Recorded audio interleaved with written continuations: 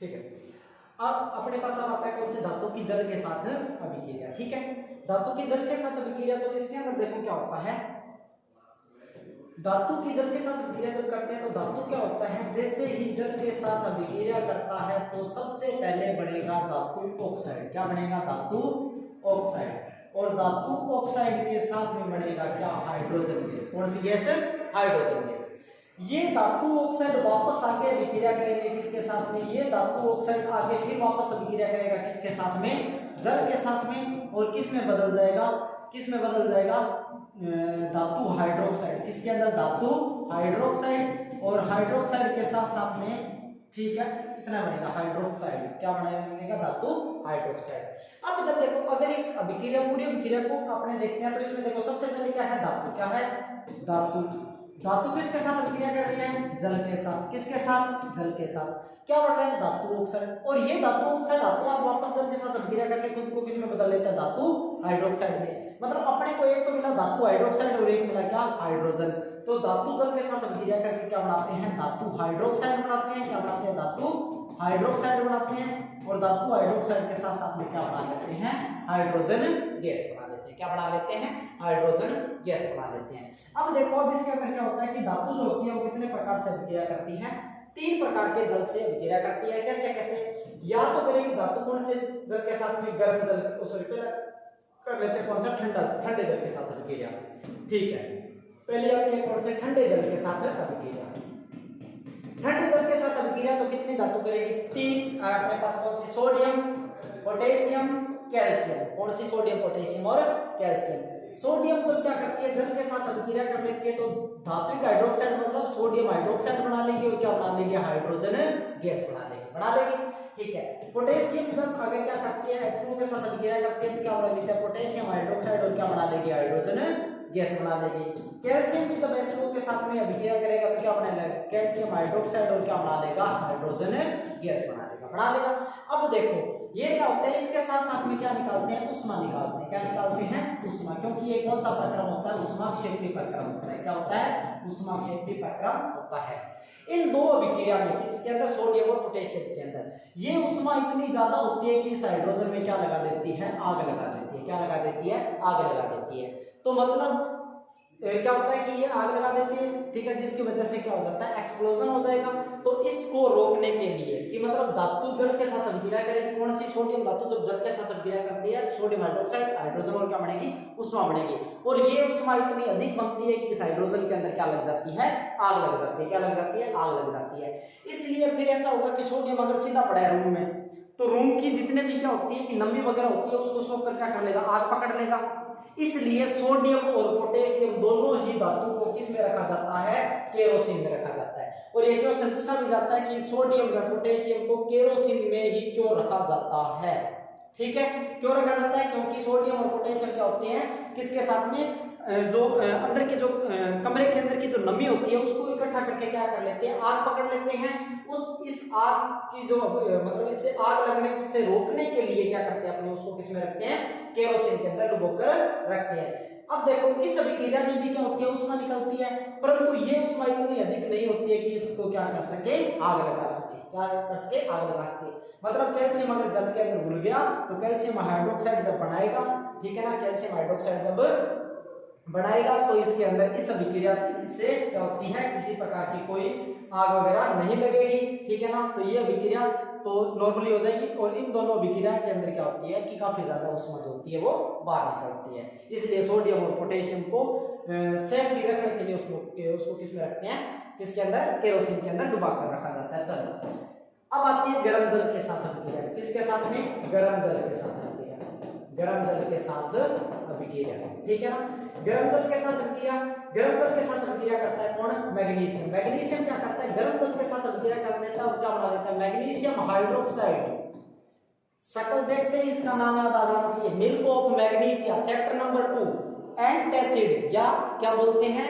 प्रतिअमल किसको दूर करने के लिए, एसिडिटी को, ठीक है ना, एसिडिटी को दूर करने के लिए किसका यूज किया था, मिल्क ऑफ मैग्नीशिया का, ठीक है। प्लस में क्या बना लेगा, हाइड्रोजन गैस बना लेगा, ठीक है। प्लस में हाइड्रोजन गैस, यह अभिक्रिया किसके साथ में होती है, मैग्नीशियम धातु जो होती है वो गर्म जल के साथ अभिक्रिया करती है। अब आता है ना तो गर्म जल के साथ ना ठंडे जल के साथ, किसके साथ में, भाप के साथ में, किसके साथ में, भाप के साथ में। एक धातु होती है कौन सी, फेरस, और एक कौन सी होती है, एल्यूमिनियम, कौन सी, एल्यूमिनियम। ये दोनों ही धातु किसके साथ अभिक्रिया करती है, भाप के साथ अभिक्रिया करती है, किसके साथ में, भाप के साथ में, ठीक है ना, भाप के साथ अभिक्रिया करती है। और ये किसके साथ अभिक्रिया करेगी, भाप के साथ, मतलब ना ठंडे जल के साथ ना गर्म जल के साथ, किसके साथ, भाप के साथ अभिक्रिया करेगी। और ये किसमें बदल जाती है, ऑक्साइड में, किसमें, मतलब ये ऑक्साइड में बदलेगी, मतलब किसमें, अंदर फेरस ऑक्साइड, किसमें, फेरस ऑक्साइड। प्लस में क्या, प्लस में कौन सी गैस है, हाइड्रोजन गैस। और ये भी अभिक्रिया जब भाप के साथ करेगी तो ये भी किसमें बदल जाएगी, एल्यूमिनियम ऑक्साइड में, प्लस में हाइड्रोजन गैस। क्यों, इधर देखो, सुनो, आपने यहां पर पढ़ा था, कहां गया, ठीक है, हाँ ये रहा, धातु जब क्या करता है, जब के साथ अभिक्रिया करता है तो किसमें बदलता है, धातु ऑक्साइड में बदलता है, किसमें, धातु ऑक्साइड में बदलता है। ये जो धातु ऑक्साइड होती है, अगर ये धातु ऑक्साइड आगे जल में घुल जाती है तो धातु हाइड्रोक्साइड बढ़ाएंगे, अगर नहीं घुलती है तो अभिक्रिया यहीं तक ही चलेगी। और ये क्या होते हैं, जो आयरन के जो ऑक्साइड है, ये जो आयरन का ऑक्साइड है, ये आगे नहीं घुलता है, किसके अंदर नहीं घुलता, आगे जल में वापस नहीं घुलेगा, जल में जब तक नहीं घुलेगा तो अभिक्रिया यही रहेगी। और ये अभिक्रिया एल्यूमिनियम का जो ऑक्साइड बनेगा, एल्यूमिना जिसको बोलते हैं Al2O3, वो भी क्या होता है, जल के अंदर नहीं घुलता है तो अभिक्रिया यहीं तक रहती है। अब कईयों के दिमाग में ये कंफ्यूजन चल रही होगी कि हमारी बुक के अंदर यहाँ पर FeO नहीं लिखा है, हमारी बुक के अंदर आप बोल रहे होंगे कि लिखा है Fe3O4, तो सुनते जाना, FeO वहां पे जो FeO बना था ना, मैंने बनाया फेरस ऑक्साइड, ठीक है ना, कई बार बन जाता है फेरिक ऑक्साइड, जंग में बना था ना। अब इधर देखो Fe2 Fe कितना हो गया, Fe3 O3 एंड O कितना हो गया, O4, मतलब जब दोनों ही बनेंगे तो दोनों को प्लस करके लिख दिया, फेरिक फेरो ऑक्साइड। बात समझ में आ गई, वरना आप सीधा एक FeO भी लिख रहे हो तो भी काम चल जाएगा, आपका गलत नहीं होगा, ठीक है। ये थी धातु की किसके साथ अभिक्रिया, किसके साथ अभिक्रिया, ये थी किसके साथ अभिक्रिया, भाप के साथ। और गर्म जल के साथ धातु की किसके साथ अभिक्रिया होगी, कंप्लीट जल के साथ, ठीक है। और धातु की अम्ल के साथ अभिक्रिया की अगर बात करें, धातु की अम्ल के साथ अभिक्रिया की अगर बात करें तो वो आप कर चुके थे, कौन सी, धातु की अम्ल के साथ अभिक्रिया आपने कौन से चैप्टर में की थी, सेकंड नंबर चैप्टर में की थी, कौन से चैप्टर में, सेकंड चैप्टर में, शायद याद आ रहा होगा आपको, ठीक है। धातु की अम्ल के साथ अभिक्रिया, देखो धातु की अम्ल के साथ अभिक्रिया, धातु जो होती है वो अम्ल के साथ जब अभिक्रिया करती है तो कौन सी गैस बनाती है, हाइड्रोजन गैस बनाती है, कौन सी गैस, हाइड्रोजन गैस। सभी धातुएं अम्ल के साथ अभिक्रिया करके हाइड्रोजन गैस बना लेगी, परंतु एक ऐसा अम्ल, कौन सा, HNO3 बोले तो नाइट्रिक अम्ल क्या नहीं बनाता है, हाइड्रोजन गैस नहीं बनाता है। क्यों नहीं बनाता है, क्योंकि वो खुद क्या होता है, एक प्रबल ऑक्सीकारक होता है। ऑक्सीकारक होने की वजह से जैसे हाइड्रोजन बनने वाली होती है उसको क्या दे देता है, ऑक्सीजन दे देता है, और किस में बदल देता है, उसको किस में बदल देता है, मेरे दिमाग में ये पहले क्यों नहीं आया, ठीक है। और उसको किस में बदल देता है, उसको किस में बदल देता है, H2O के अंदर बदल देता है, उसको किस में बदल देगा, H2O के अंदर बदल देगा, ठीक है, किस में बदल देगा, H2O के अंदर बदल देगा। और दो धातु ऐसी होती है, मैग्नीशियम और मैग्नीज, जो क्या करती है, मैग्नीशियम और मैग्नीज दो ऐसी धातुएं होती है जो क्या करती है कि किसके साथ में, HNO3 के साथ में, कौन से, तनु HNO3 के साथ में कौन सी गैस बनाती है, हाइड्रोजन गैस बनाती है, ठीक है। अगला आ जाएगा धातु का कोई दूसरी धातु लवण के साथ, धातु का धातु लवण के साथ अभिक्रिया, धातु की धातु लवण के साथ अभिक्रिया, ठीक है, ठीक है। अगली आ जाएगी कौन सी, धातु की धातु लवण के साथ अभिक्रिया। वीरपाल जी सर,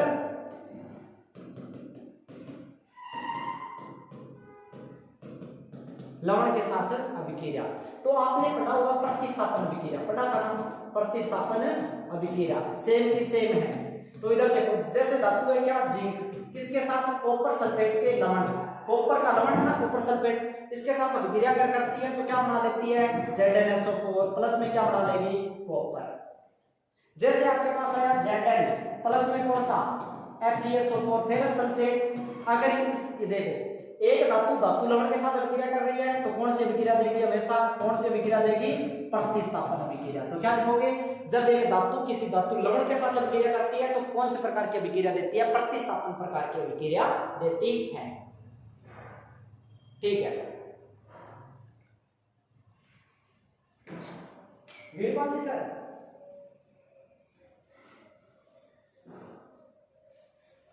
वीरपाल जी सर गए? ठीक है, कौन से प्रकार के प्रतिस्थापन प्रकार की अभिक्रिया देती है। चलो आगे चलते हैं और अगला टॉपिक अपने पास आता है कौन सा? आयनिक यौगिक। ये करवा चुके हैं, इनको करेंगे रफ। ठीक है, अब इसमें कौन सा करवाता है? ठीक है, धातु हो गया, ठीक है। अब चलते हैं, अगला टॉपिक आता है अपने पास कौन सा? आयनिक यौगिक। 1 मिनट की स्लाइड है ना, 1 मिनट।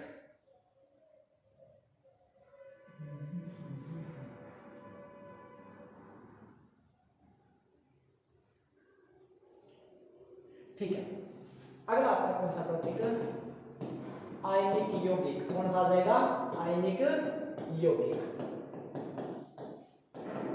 सुनो, आयनिक यौगिक क्या होते हैं?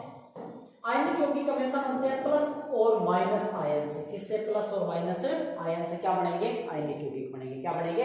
आयनिक यौगिक बनेंगे। ठीक है, प्लस और माइनस से क्या बनेंगे? आयनिक यौगिक बनेंगे। प्लस आयन हमेशा किसके होते हैं? धातु के, और माइनस किसके होते हैं? अधातु के। मतलब धातु और अधातु आपस में मिलकर किसका निर्माण करें? जिन यौगिकों का निर्माण करते हैं उनको क्या बोलेंगे? आयनिक यौगिक बोलेंगे। क्या बोलेंगे? आयनिक यौगिक। प्लस को क्या बोलते हैं? एनायन भी बोलते हैं। क्या बोलते हैं? सॉरी, माइनस को क्या बोलते हैं? एनायन भी बोलते हैं। क्या बोलते हैं? एनायन। और प्लस को क्या बोलते हैं? कैटायन भी बोलते हैं। क्या बोलते हैं?